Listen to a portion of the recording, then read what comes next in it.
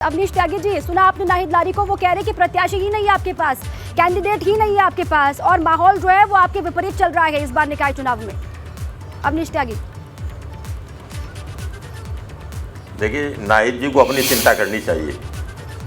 Bharatiya Janata party की चिंता प्रदेश की जनता कर रही है और आने वाले चुनाव में ये दिखेगा कि भारतीय जनता पार्टी के साथ प्रदेश की जनता किस तरह से खड़ी है। और जहाँ तक नाहिद जी का सवाल है, नाहिद जी अपनी चिंता करें, कैंडिडेट उनके पास ही कहा है, उनके पास तो कुछ भी नहीं है, उनको कार्यकर्ता नहीं मिल रहे, जिससे गठबंधन करते हैं उससे छल करते हैं, चुनाव में लड़ने के लिए नहीं मिल रहे। भारतीय जनता पार्टी के साथ जनता खड़ी है, प्रदेश की जनता खड़ी है और जो पिछले चुनाव में रहा नतीजा, उससे बेहतर नतीजा इस बार निकाय चुनाव में रहेगा।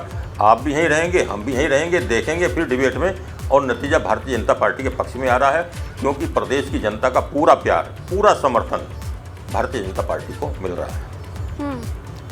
ठीक है, लेकिन जो शाहजहांपुर में हुआ अवनीश त्यागी जी, उसको भी सपा एक मुद्दा बना रही है। आपने शाहजहांपुर में क्या किया वो भी देख रहे हैं और गाजियाबाद की खबर हम बार बार चला भी रहे हैं, वहाँ पर क्या हो रहा है टिकट को लेकर, और कानपुर की बात भी कर रही थी नाहिद लारी, इसको लेकर भी आपसे मैं जवाब लूंगी।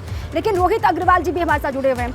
रोहित जी, भाजपा ये कह रही है लगातार, मेरी बात सुन लीजिए, अभी मैं जवाब दे रहा हूँ उसका जी।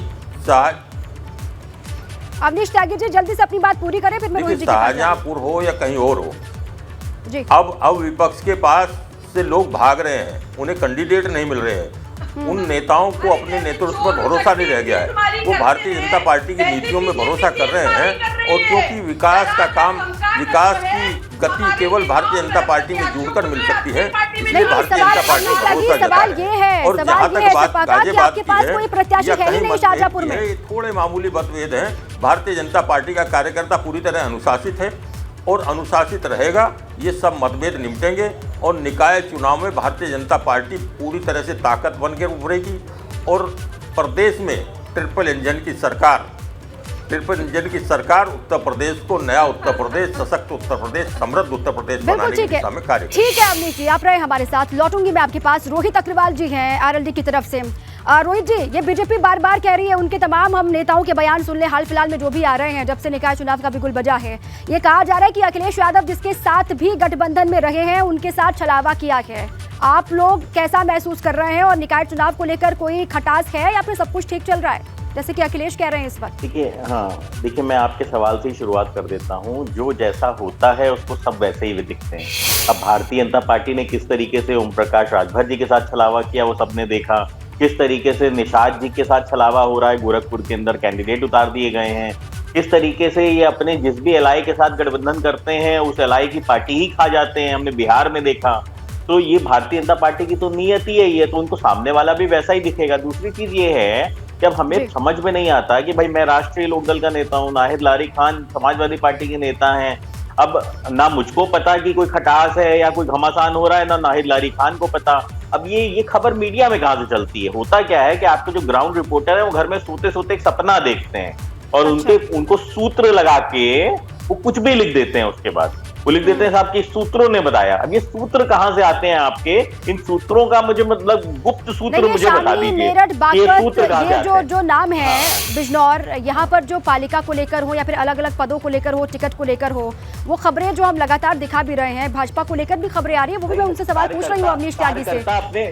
यहाँ पर सब ठीक है? इन सीटों को लेकर जो आपकी आपत्ति थी वो ठीक है? बिल्कुल सब ठीक है, बस समस्या तो यही है कि हमें समझ में नहीं आ रहा दिक्कत कहाँ थी, घमासान कहाँ था। ये तो आप बताओ ना कहाँ पे घमासान दिख रहा है आपको। दूसरी चीज ये है, कार्यकर्ता अपने नेता से टिकट नहीं मांगेगा, अपनी पार्टी में टिकट नहीं मांगेगा तो किससे टिकट मांगेगा? जिसने ग्राउंड पे 5 साल काम किया है और अगर उसको ये लगता है कि साहब मुझे टिकट नहीं मिलेगी तो वो हमसे ही तो कहने आएगा। लेकिन रोहित जी, ये वाली स्थिति क्यों बन गई कि बहुत सारी जगहों पर आपने भी प्रत्याशी उतारा, समाजवादी पार्टी भी प्रत्याशी उतार रही है? देखिए, ये हालत क्यों बनी? मैं बता रहा हूँ, नगर निकाय का जो चुनाव होता है वो बहुत बेसिक चुनाव होता है। यहाँ पे जो प्रत्याशी होता है वो ज्यादा इंपॉर्टेंट होता है सिंबल से।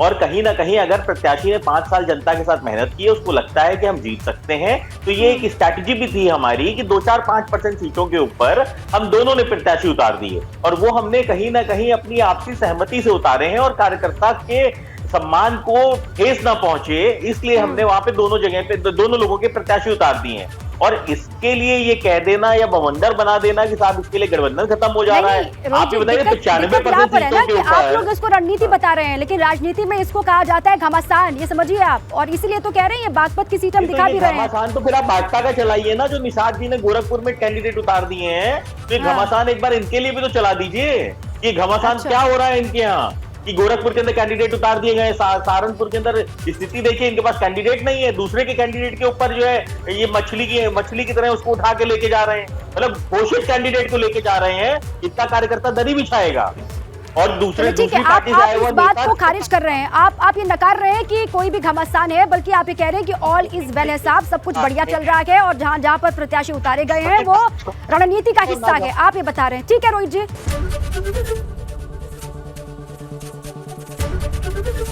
एबीपी गंगा, खबर आपकी, जुबान आपकी।